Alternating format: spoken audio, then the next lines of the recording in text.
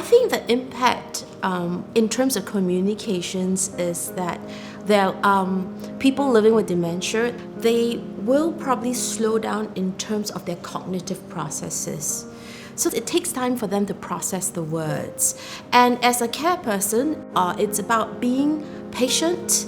It's about, giving them space to think of the response and then to answer the question. This is what I experience from my own perspective. What about you, Anjang? I'm a person with young onset Lewy dementia plus Parkinson for about 14 years.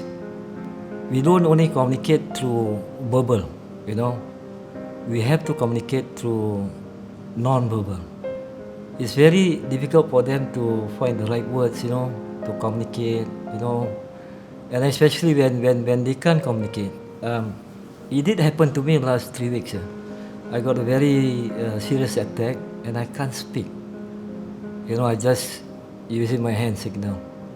So when you talk to them, it's not only about words, but it's also, the facial expression, the body expression, and also the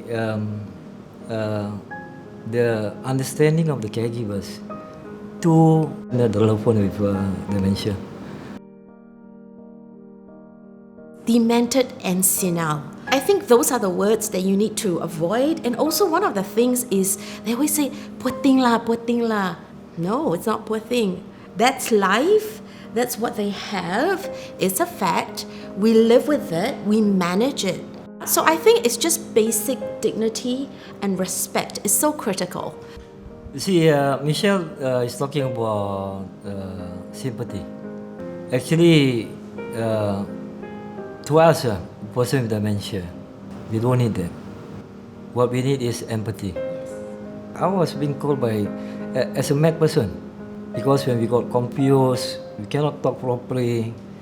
You see, for a person with dementia, we have lost our confidence, our self-esteem and everything. We lost our family, we lost our friends. And if someone, to associate a person, with animals, with all the vulgarities, the bad words, like even mad, and that was very, very hurting. Yes, definitely. Because for a person with dementia, so when you talk to them, you have to speak, slowly, then I can understand.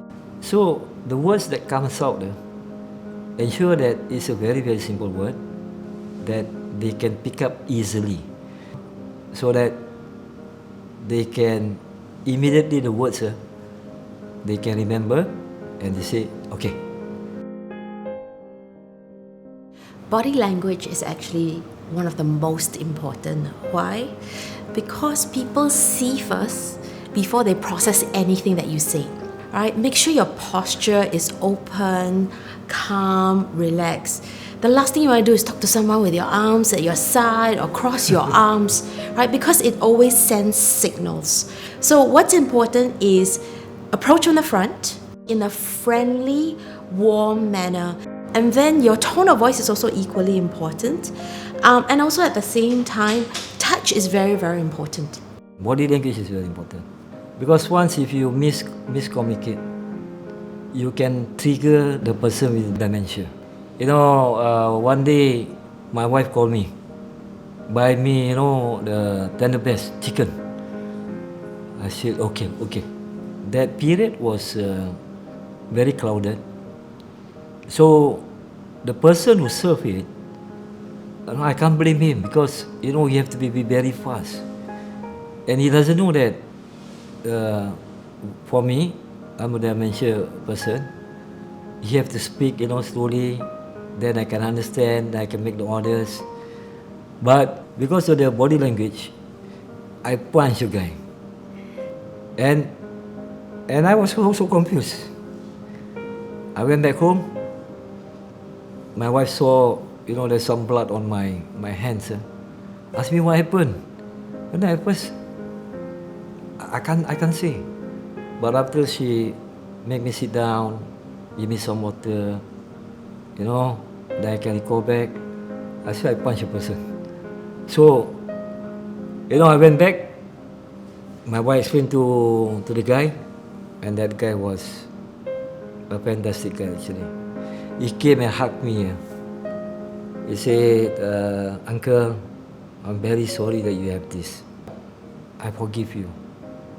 So because of that, I make it a point, at my neighborhood, they know who is Anjang. Anjang have dementia. So, if happen that I'm confused, if I need help, they can see my body language, they'll come and help me.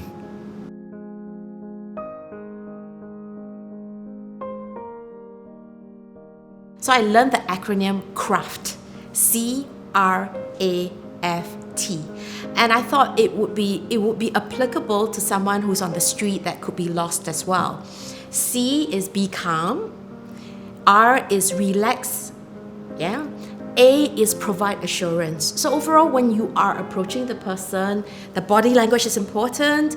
Come across as friendly and wanting to help. And then F is approach from the front, right?